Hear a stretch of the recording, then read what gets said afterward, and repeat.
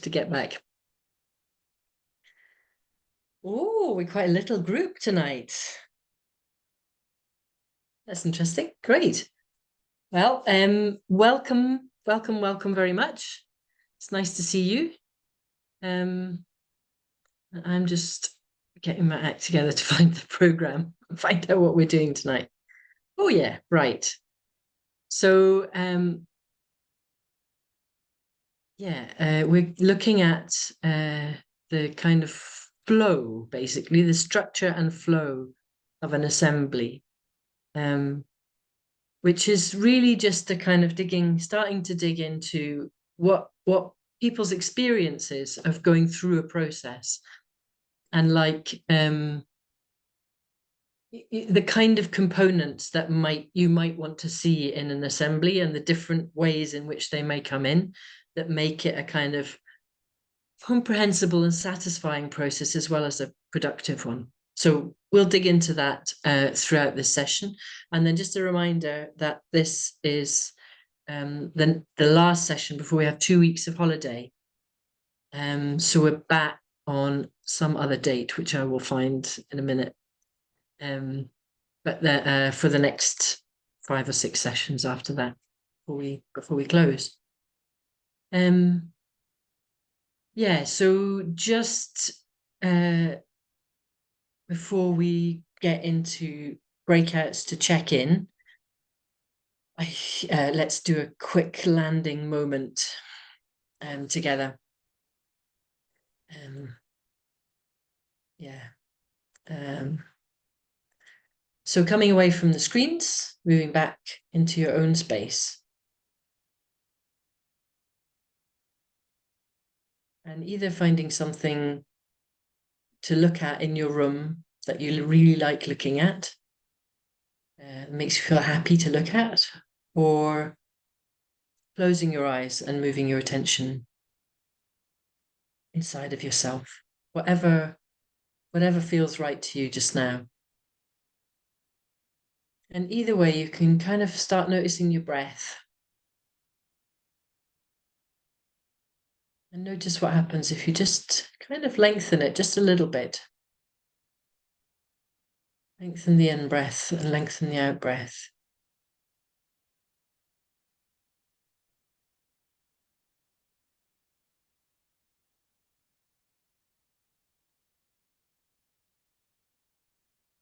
Just see as you land in your own space, which may be the first moment of it you've had all day, or you might have had a lot of your own space. Just noticing how you're feeling,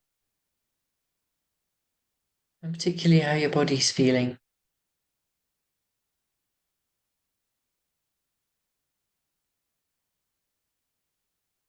Where you might be holding on to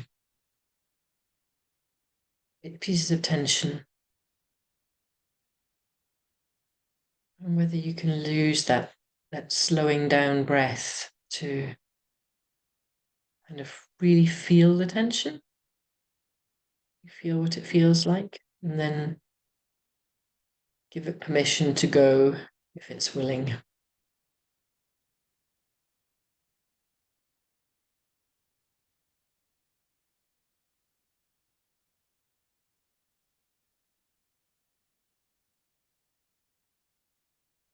And maybe notice how it feels to be in the session, to be doing a couple of hours together of listening and talking and thinking about assembly processes, and whether there's anything you would like to do for yourself to take care of yourself.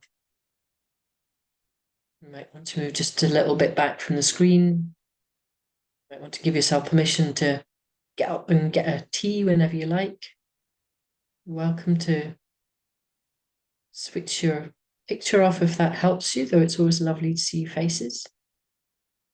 But if it's going to help you relax and feel at home, really just allow yourself to think what you would like.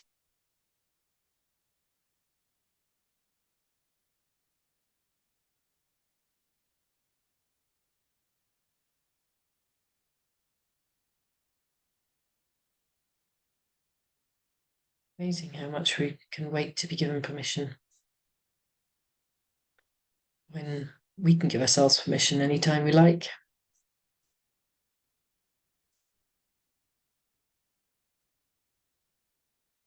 So using that breath again to kind of come back into the present moment and feel yourself sitting on your chair, wherever you're sitting,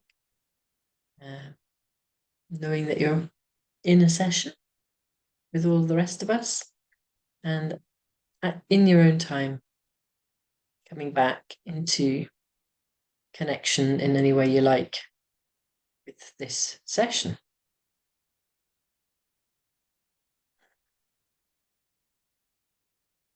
So I think we're going to put you into breakouts to say hi.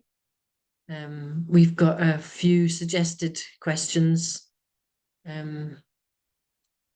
just to say how you're doing, to pick up on the question that we had after last week's session, that you may have spent some time talking to people or thinking about what a question in your community might look like right now. Not that you're the only person who can set it, but just what your best guess is, if that's interesting, or anything else that you'd like to mention. And you'll have 20 minutes total, but probably 15 minutes-ish with the various bits of faff that happen, and in groups of 4. So that will give you roughly how many minutes each? 6 minutes or so each. More like 4. So, more like 4. Good. I always, it's much better to get Justin to do the adding up. It's not my thing. Okay. Right. Have a nice time.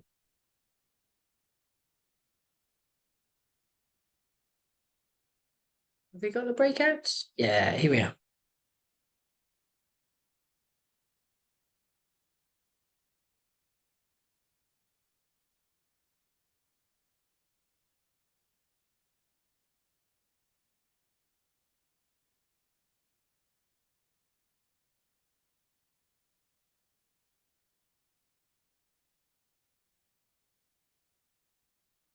Chrissy, just checking if you're electing not to participate in this bit, you're super welcome just to sit there, or you can join in with our check-in.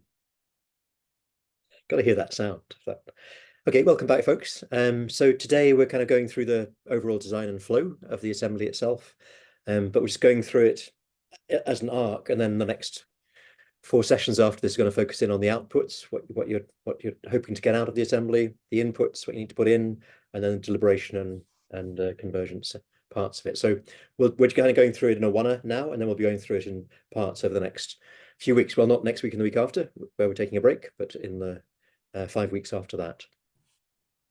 So Joanna, yeah, can you put the first slide up, and I'll just take you through a few slides, and then we'll have discussion on that. So this is just one way of picturing. I'm going to put a few different pictures up of different ways of envisaging the flow, but this is just to remind you of what we've covered already, which is the kind of outreach there on the left, outreach, pre-engagement, and then design, which is part of what we're doing now, and the question, working out the question. Then you've got that diamond of the flow of the process itself, which is kind of inputs, perspectives, and divergence, differences, and deliberation, and then coming together around convergence and then action. And it's never like this, but this is the kind of pattern of it. I mean, what I mean is it's always very, very different to what you expect. But and then that leads through to the outputs. And then in that map you've got there on that screen, it's 3 pathways out, which is what the community can do for itself.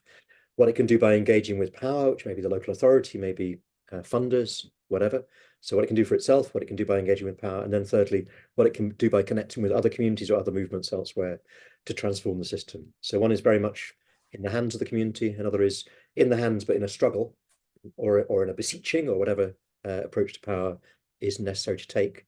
And then the third is a transformative approach. So the idea is that you kind of set it up with room for all 3 of those pathways out.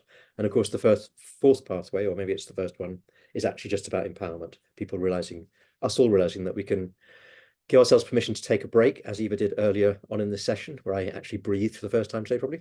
And we can also give ourselves permission to take action and change the world in a friendly and helpful way with others, whatever the struggle. So we can go to the next slide, because the next slide kind of takes us back over what we were looking at last week. And it's just really to say that there are different kinds of community assembly, or there are different aspects to a community assembly. So this is relating back to the Heart Talk Porty distributed assembly we looked at last week, and to the Tory assembly in particular.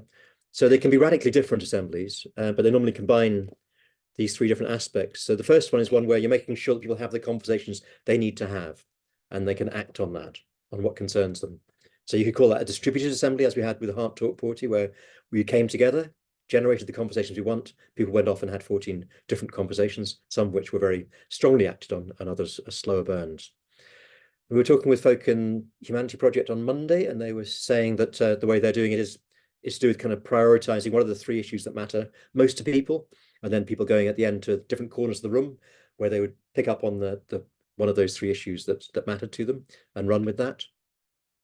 So open space, which we'll be coming back to in the next couple of weeks, is one something you're probably familiar with, but is a way of enabling people to have the conversations that they want to have, what they feel most passionately about, which of course picks up very strongly on the Transition Town movement and the whole approach of making sure that you're going with people's enthusiasm, that that's the strongest thing to move with, rather than moving with what they feel they should do or we should do.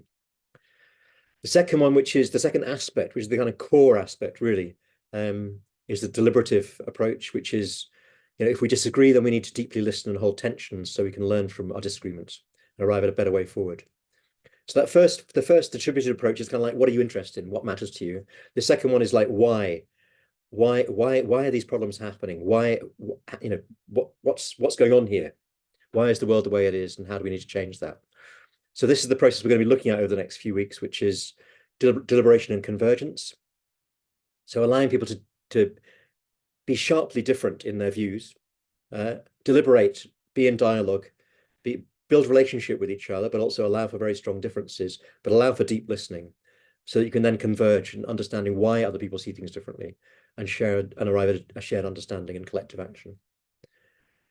But the third kind of assembly here is strategic. And we've seen some of these where it's quite clear people are in agreement on something. They're even agreed on what needs to be done. And that's more of a strategic assembly, an assembly where you're addressing the how. How are we going to take this action? How are we going to make this change? And then you may have lots of deliberation and disagreement and so on. You may have lots of distributed conversations, but the main focus is on developing a strategy to deal with a particular problem or achieve a particular end. And Tory Assembly had that quite strongly. And an aspect of that is proposals and consent rounds to arrive at clear strategy on how to move forward. We'll come back to that, but proposals and consent rounds are strong ways of being able to move into taking action and decision making together.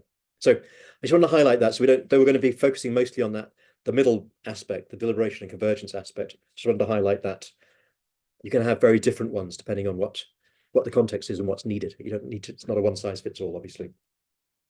Okay, if we just jump on. So this is a very simple way of looking at the flow. There's creating the container, creating the safety, making sure people are in the right space, enabled to be present to each other. There's then the input, people bringing in their perspectives. There's then deliberation, listening to differences, listening deeply to differences to try and arrive at a deeper place, integrating those, and then making decisions and next steps. And it's better, of course, to be able to be not seeing these as kind of like linear, but as kind of cyclical. You're always disagreeing. You're always coming back together. You're building agreement by disagreeing and agreeing and disagreeing again as you move forward. Okay, and then the same picture in a next slide, sorry, just has the same in a slightly more complex way. This comes from Stan, somebody, I can't remember his name, but I'll put it in the slides when we send them out. And what I particularly don't like about this one, and therefore I think it's useful, is that groan zone in the middle. I really objected to this slide until I really thought about it. So this is kind of like showing the same kind of diamond process, starting on the left, business as usual. You got this new topic. There's familiar opinions being expressed. You don't really get anywhere with that. You then have divergence, people expressing differences, people listening to differences. And then that middle bit is the kind of, you could call it a groan zone. You can also call it a creative zone. You can call it a kind of exciting zone where new things are happening. But the reason why I realized my dislike of groan meant it should really stay in there is because that's the bit that's difficult to be with, is when people are going, this is boring. We're not getting anywhere. I'm lost, I'm bored. I don't really understand what's going on. This is the bit or I disagree with you and we can't move past that. This is the bit where, as a facilitator, you need to be able to hold the space well so that people can feel okay about disagreeing and arrive at a place where they can really support and listen to each other. And this is the kind of listening from the heart, speaking from the heart, fundamental of this work. And we'll be coming on to container building in the next few sessions, and that whole aspect of ensuring that the way you facilitate makes it safe for people to feel unsafe in a way, because that's the whole point about this. I was thinking of it today, and I was thinking it's a bit like crossing a river when you're swimming across, and you're on one bank on the left there, you're in a safe place where you know how you view things. When you're crossing this river, this grown zone or this exciting zone where you don't actually know the answer, to arrive at somewhere new, to converge on an agreement, on an action plan, on a way forward, that middle bit, inevitably, you're letting go of one side of the river to be able to swim across to the other side. So you have to let go of what you're used to. You have to move through the unknown and the uncertain, and listening to people you disagree with, or people that may excite you and whatever, but you're having to go through a period that can be uncomfortable as well as being exciting. And that middle bit, it could be called grown and exciting zone, but I think grown zone probably challenges me more. So as you move through that, there's then the convergence. There's that process of converging, agreeing if things are working out, or agreeing on what you don't agree on, and then agreeing on what you do. So we're not assuming the whole world is sorted through this process, but the idea is that you can converge on some aspects, and it could be on very fundamental aspects. And then there's the kind of closure, as this guy tries its closure zone, but it's actually not. It's the starting again. This is when the real work begins. This is when you start to put into action what needs to happen, and that's where things really get going. So again, just one more slide which shows the same thing again, because so this is kind of like the input. You're getting new information at the start, and that can be information from experts putting in information on particular subjects. It can be information from fellow community members on what matters to them and on their view on things, and different views, which should be shaking you up somewhat. There's then shared listening, speaking, thinking, and then there's divergence, or it can be the other way around. There can be divergence come sooner. Those two are not. It's not linear. You need to have deliberation. You need to have a divergence. You need to have that deepening through difference happening, which is so that divergence has the grown zone in it, but it also has that exciting aspect of hearing ideas that are new, and then converging, bringing those together, and then decision making, forming proposals, and next steps.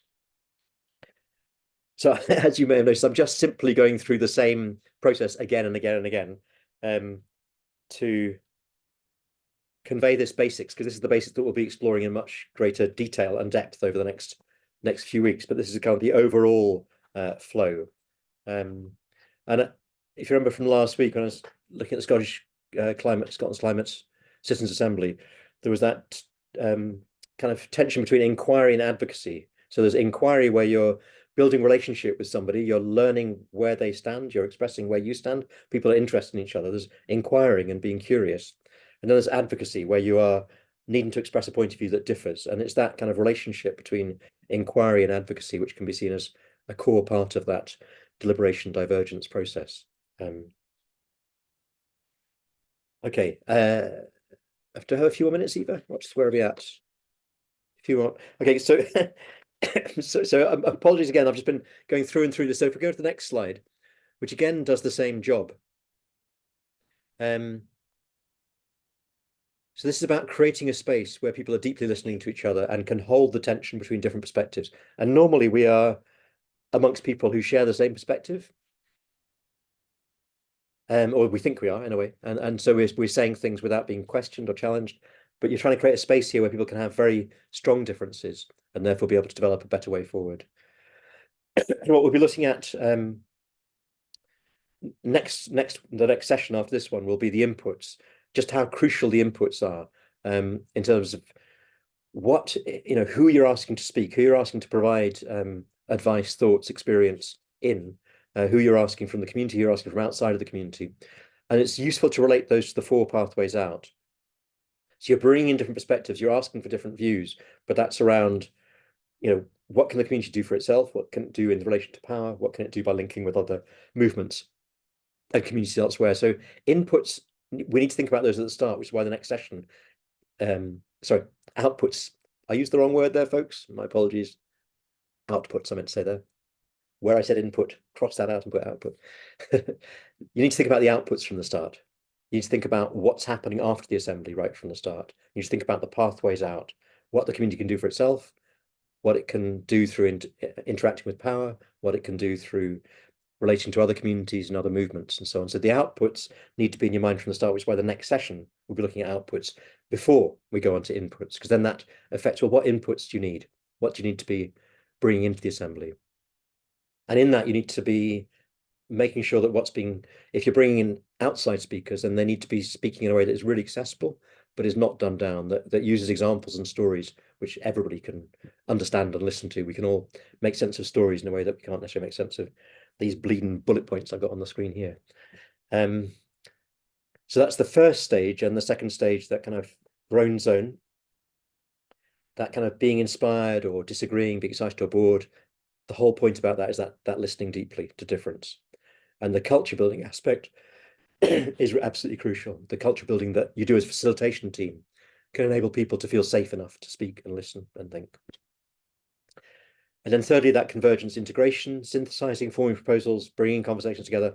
And one key part here is following what people are enthusiastic about, not just what would have an impact or what's important, but actually what people are enthusiastic about is what will really happen. And so at the Tory Assembly in Aberdeen, people were really enthusiastic about various things, but including the retrofit project, which has then been what people have been putting their energy into since, has been, okay, how do we make these homes warm? How do we make these homes affordable? How do you make people's lives healthier? And so that was, people were very enthusiastic, and that emerged in the process. So lastly, then, making decisions, agreements, setting next steps, mapping out what needs to happen, using those 4 pathways we identified at the start, and also identifying contentious areas, clarifying how to shift them, adapt them, or let them go. So being clear where you can't reach agreement on. You're not going to reach agreement on everything. What are the areas that you need to just let go to one side? So maybe you end up focusing on something very narrow, maybe something very broad, but just being clear what you've agreed on and what you haven't agreed on is absolutely fundamental. So people are leaving with the same sense, a shared sense of what's been happening. I must have been speaking at about 2,000 knots because I feel out of breath. But I think that's enough of the slides, and obviously Joanna will send those slides out, so pick up on them.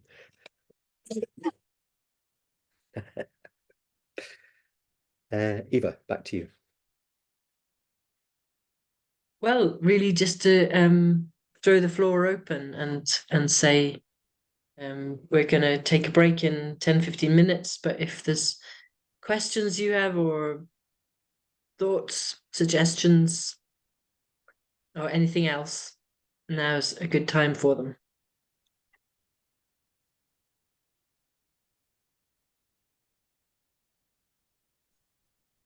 So all just completely and utterly straightforward and JC. I just wanted to briefly say something that came up, which is very valuable for me when we 3 of us talked together, which was remembering the theatre of the oppressed, a technique for introducing a topic by putting on a small play, but actually not running the play, stopping at some point where you've introduced it, and then have the audience interact and maybe take over the play. I remember that from where was it, Schumacher Centre in Devon, and it's a brilliant technique for getting people involved in something. That's really. I was at one of those theatre of the press processes last week in Leith, which was really excellent, absolutely. And Gavin Crichton has used that in some of the work we've done, and it's been incredibly effective and surprisingly effective. And even when we've taken it, Eva took a piece of it and used it. So somebody who doesn't have any expertise in that area could use it and could use it really well, getting people to also embody what it is that they feel like they're up against as well. There are various ways of doing it. The one that you've described there, JC, which is, people take over the theatre and replay it in a certain way. And the one last week was about GP, NHS provision and GP surgeries and how you're welcomed and so on. And people then would move forward and change the scene. And it was really, really interesting and really useful. But you can also do it in many other ways. So yeah, that's a really important point, is using other forms within this is really, really crucial. Yeah.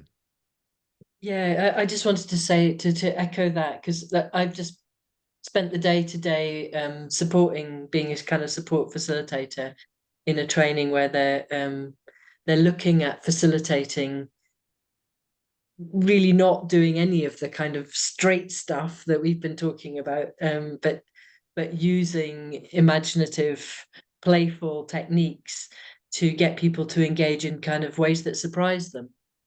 And I think there's really a place for that. I think that we have tended, so me and Justin and the people that we've been working with have tended to come from a kind of like, we want to do democracy.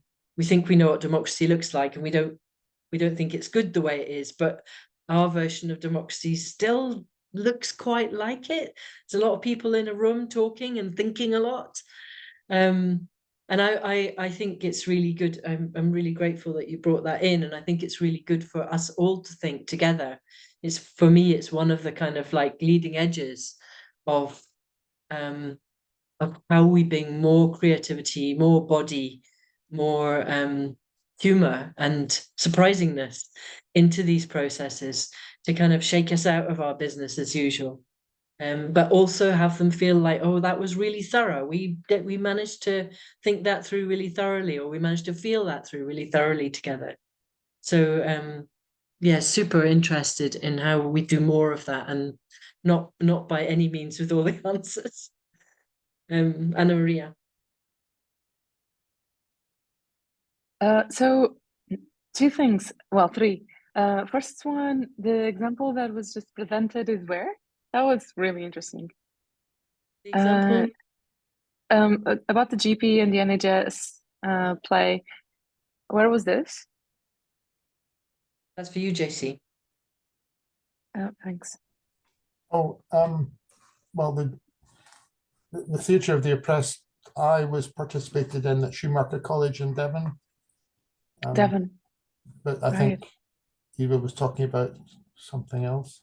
I was mentioning Yeah, one. I could send you the I link. understood. Yes, please. Yeah, Thank sure. you. Just so I can read up more. Thank you. Now regarding yeah, what I was gonna ask. Oh, it's so interesting. No, I'll just keep that. So what I was gonna ask before is regarding NVDA and how can that be weaved in like, and maybe I missed that information, maybe you guys mentioned it, but because to start an assembly with an actual like training on nonviolence direct action, or well, or communication rather, nonviolent communication, could be quite helpful, no? So nonviolent communication. Yeah. Very different to non-violent direct action. Which, that's not what I meant. I do have NVDA in my head all the time. Could be a good way to start. And we did, when we were doing the thing in Torry, we did actually do a bit of direct action with people, because there was suddenly this ship coming into their harbour that had been imposed on them that they weren't expecting and didn't want, and we all went up there and made a video and said how we didn't like it. So it's also possible to do as part of an assembly.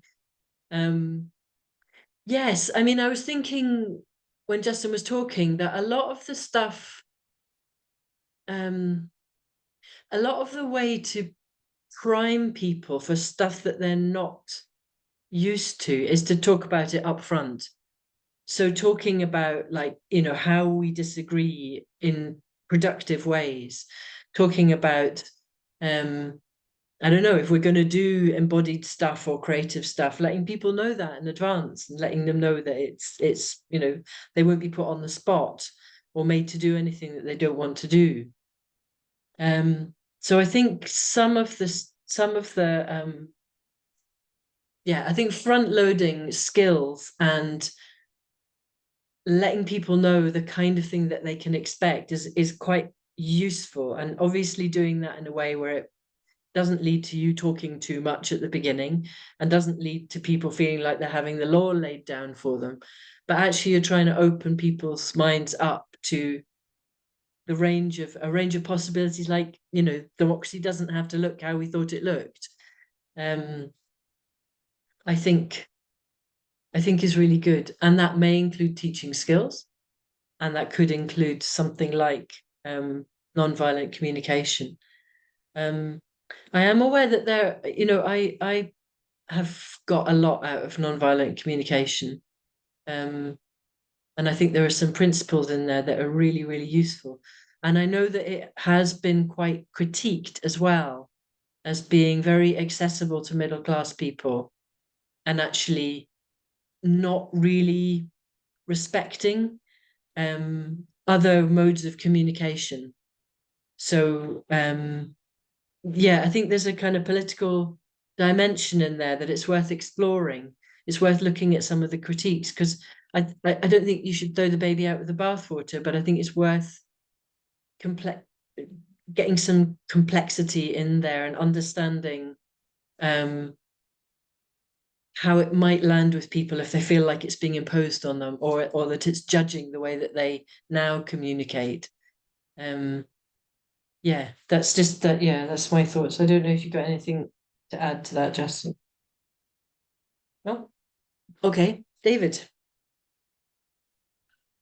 Just a quick thought that I thought that what was laid out was very interesting. I'm going to have a thorough look at the slides when they produced. But I thought that could apply not only in the sorts of groups we're talking about, but also in some formal type organizations.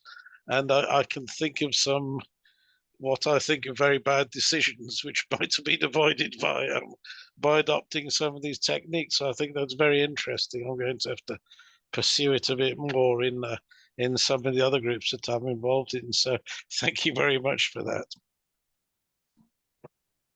No, I agree, and I think it is also kind of applicable just generally to life, isn't it? It's like being open to listening to other points of view, listening for difference and going deeper to find out where you converge beneath that. And all of that is kind of like, as opposed to the kind of being closed off and being aggressive about your point of view, which we're kind of trained into in a way.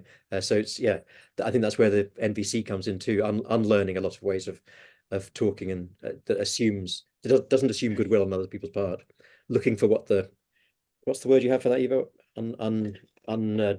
Uncontentious essence. The kind of like the uncontroversial essence, yeah, uncontroversial. The essence of what somebody's needing. That the fundamental needs don't clash, but obviously greed can clash, but fundamental needs don't clash. And framing a question. Go back to last week. Framing a question in terms of not an either or, but framing a question in terms of, okay, what's the deeper shared need here? Is kind of fundamental to that. Anna Maria, so your hand.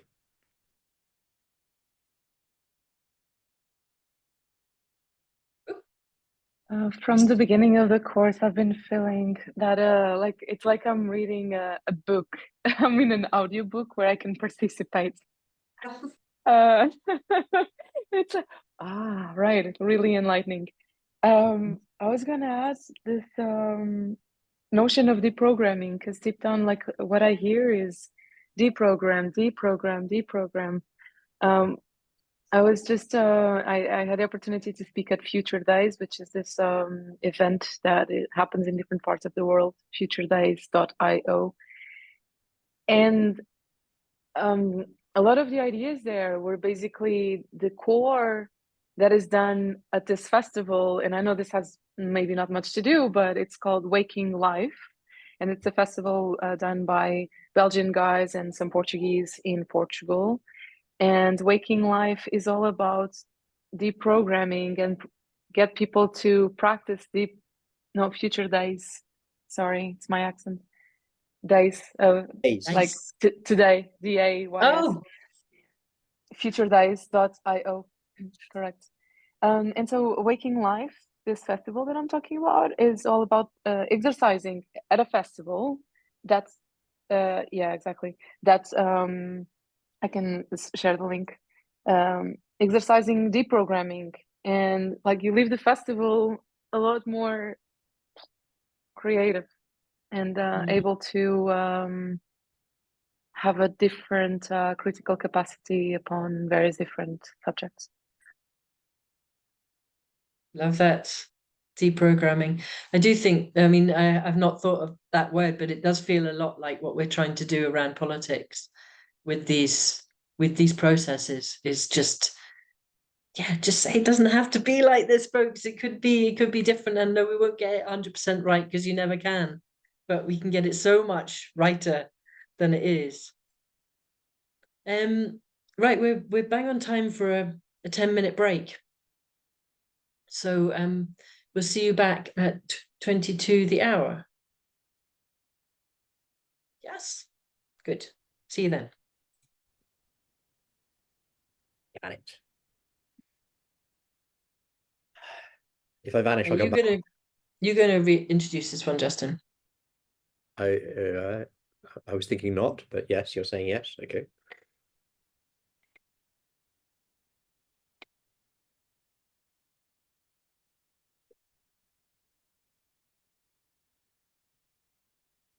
Hey, welcome back. Welcome back. Welcome back. Yeah, my internet went. I'm now back, which is nice. It cleverly went for the break, which I thought was very clever of it to break now and then. So we wondered whether we could just do a go round here, kind of go around the circle, as it were, just to hear what was there something that came to mind that you found useful. Yeah, was there some technique or form or structure or whatever, just anything from that conversation that you want to contribute into the circle. So maybe Eva, can you start and then pass on? Would that be a friendly way of doing it?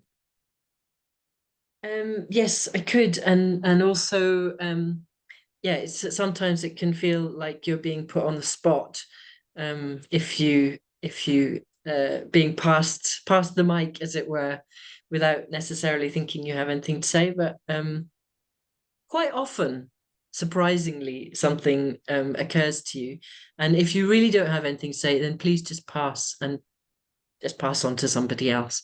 You can try and remember to pass at the end of when you've spoken. That'll help to keep us moving.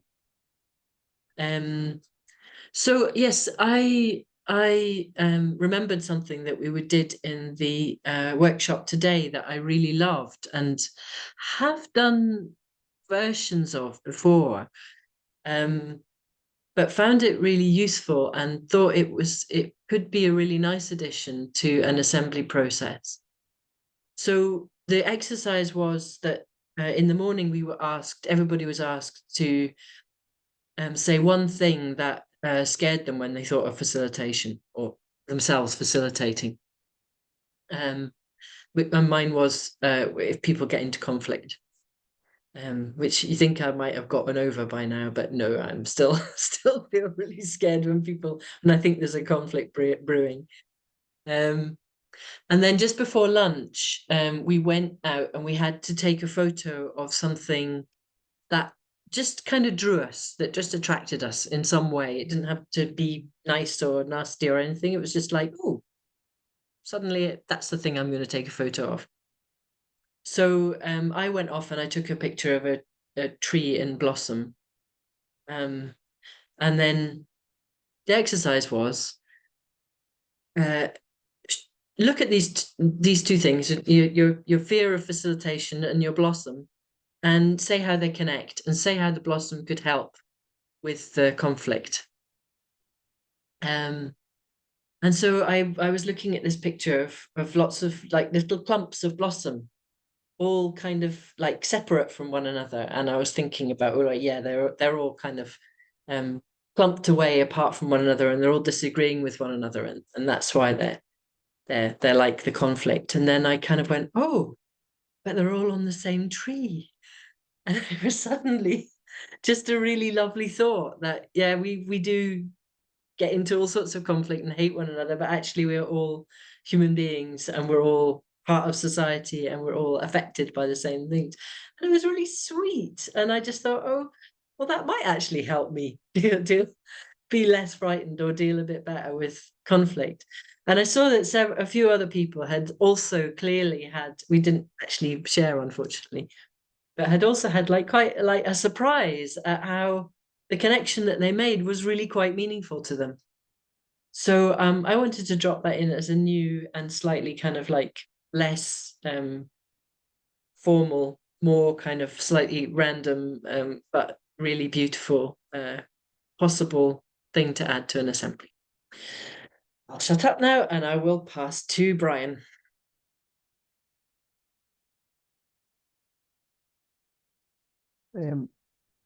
Well, I remember an event in a course in Barcelona some time ago, and it kind of, at the time, I thought these kind of events were a wee bit silly. Like we had to pretend we were a bus, so it's a group of about 10 of us, and we had to be part of a bus. I ended up being the bumper at the back because I was the older member of the group, and they were much younger, and I was being the protective parent, if you like, that type of thing. But what I felt was really good about it, although I personally found it apprehensive at the time, I'm less apprehensive about these things now, but also the ideas and the fun and the connections that came out of that were so valuable for later parts of the course. And we also mentioned like some of these other things, like you say, there's suddenly these ideas come out just because you're not in your normal place or zone. So these nuggets, golden nuggets, if you like, just come out. So they're well worth doing. Although people might find, and I would be aware that the circles I'm in, a lot of people might find it very intimidating to try and break out of their normal mode. I'll pass on to Anna Maria. Oh, sorry, Anna. As you were eating.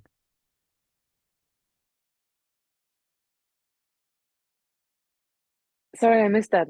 You passed on to me. Yes, and then I apologize because I'd noticed you were eating. Yeah, no, it's okay. Sorry. Yeah, I'm snacking.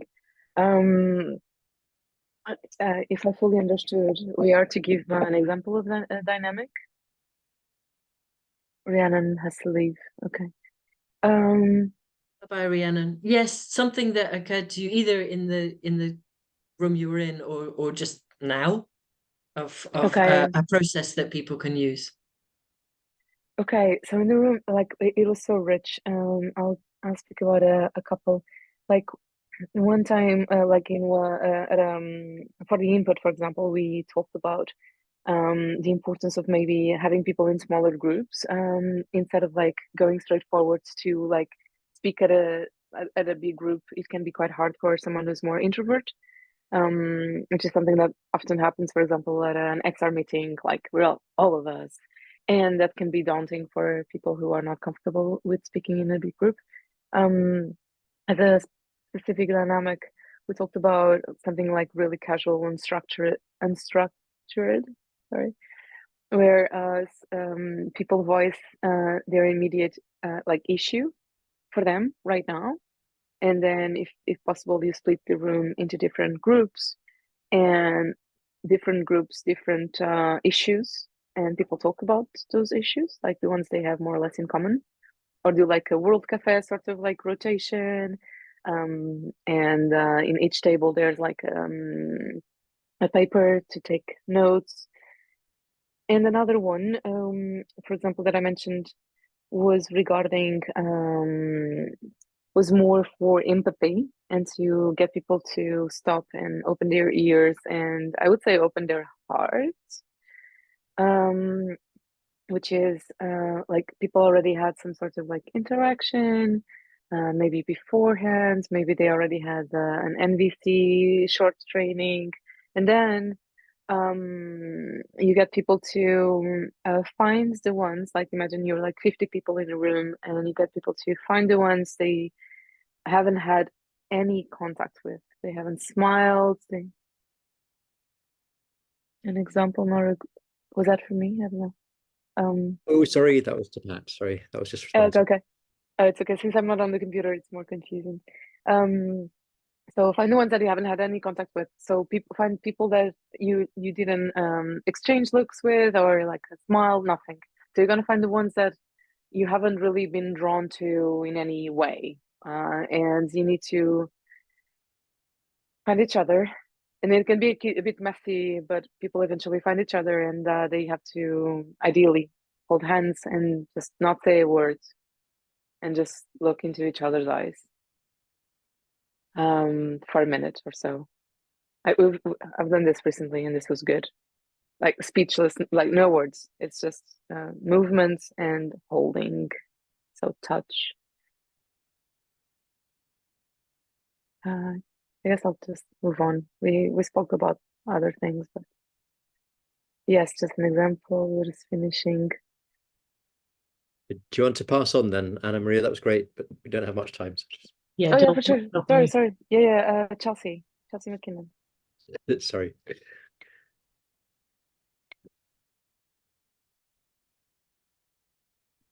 Sorry, did you want to go, Pam? No, I was just answering Anna. It's all good. You go, Chelsea. Okay. Let's see. I guess I have been thinking about the theater press for some time now, and how it just makes so much sense with this work when we started doing these workshops. So I've been thinking about how to work it in there. And in our little meeting, I was so kind of like inspired by Jasmine's enthusiasm for theater, because she's like new to theater, and she was like recognizing all the like I guess social benefits and therefore healthy benefits that people kind of come to through theater. So that was in our little discussion that really inspired me, and I'm definitely going to follow through with this idea I have and pursue that, developing some sort of program with forum theater. And I'll pass to Pam. Thank you, Chelsea. One of these days we'll end up in a breakout room together. That would be good. We know each other from another connection. Yeah, just an example that I learned yesterday, and something else I was doing was when you're faced with an issue or a disagreement, bring to mind a person whose approach to the world you respect, and say something like, "What would Eva do?" So yeah, just have that thought. What would this person who I know can handle things well, what would they do? And I'll pass to JC. Thanks, Pam. Our group started talking about the theatre idea from Chelsea and Brian being part of a bus. And I brought up what I try and do often is take a film that I think is important. So this is the French film Tomorrow that looks at a whole bunch of vignettes of people doing great things all around the world. So it's the opposite of the usual catastrophizing. So I find if I chop out bits of a video that's got something important to say, or a TED talk, and show that to people on a Zoom session, or even using a digital projector, maybe a really short video that lasts just a few minutes, then that maybe sets people off on exploring ideas without having to impose upon them a view that maybe I want us to talk about whatever, climate change or something, but showing a bit of a video is a third party, and it gives people a chance to think and then discuss. So I think that works quite well. I'll pass on to Rika. Thank you. I think one of the things that I encounter often when gathering with people is they feel like they don't have voice or agency. Also kind of feeling like maybe I don't have anything important to say, or maybe I can't do anything. Maybe I don't have power. And well, there's the roots are so deep that it's not easy to in a one gathering fix everything. But I think one thing that we need, whether it's in a gathering or whether it's in our life, is time to speak, time to be heard, and time to listen. because usually the ones who are more loud or more extrovert or feel like they have more to say or more right to say, more right to talk, and then the ones who are more shy or more quiet or more introverts or more whatever reason don't feel like they can get their message through, don't have time. So usually creating spaces where everybody speaks works really well, but then need to be cautious with if someone is not comfortable with speaking in a group, either dividing in smaller teams or even one-on-one, because one-on-one creates completely different connection and completely different conversations. I think that's the main thing, meeting another person. Yeah, I'll pass on Neil.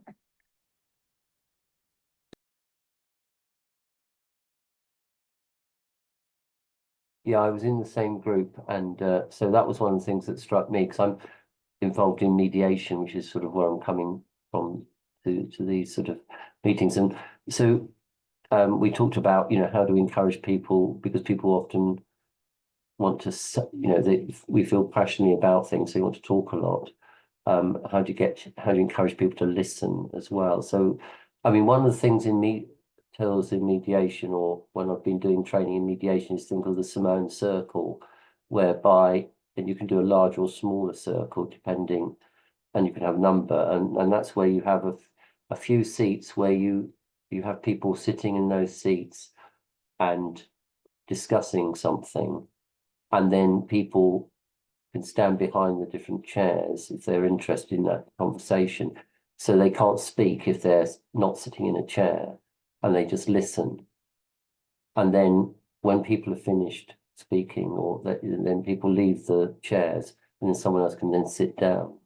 And that's quite an interesting technique. I'm assuming, because it's called Simone Circle, it sort of comes from the South Seas and Ireland and that. But I think that's I think something that's helpful. I'll pass over to, sorry, David.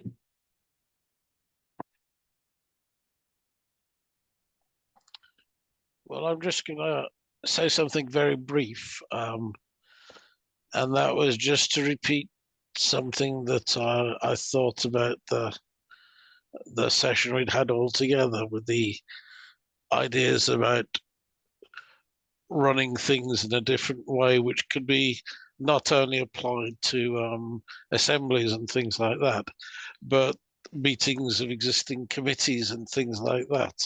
And I thought that was very interesting, and I'm going to be studying the notes of that very quickly to see if there's anything for that. And I wonder now if there's anybody left who hasn't spoken. I've lost track of. Has anybody not spoken? Chrissy, for example. Oh yeah, Chrissy, yeah. Hi, thanks. Yeah, I was just talked a little bit about co-counselling, which is something that I do, and I think the technique might be useful at the beginning of a workshop, where people, just to get people to pair up and to have a couple of minutes of one person speaking and the other one just listening, and then you swap around after 2 minutes. And there's various ground rules, like you don't refer to what the other person has said, so that you give your full attention to just listening. Then when it's your turn, you speak, or whatever you want to talk about yourself or what you're feeling, la la la. I guess you could give people a topic to talk about, but the point is that people get an experience of active listening and also being heard, as a kind of experiential thing, rather than just being told what they're supposed to do. That's it, a bit. Has anyone else not spoken? Yes, Sarah, for example. Sarah.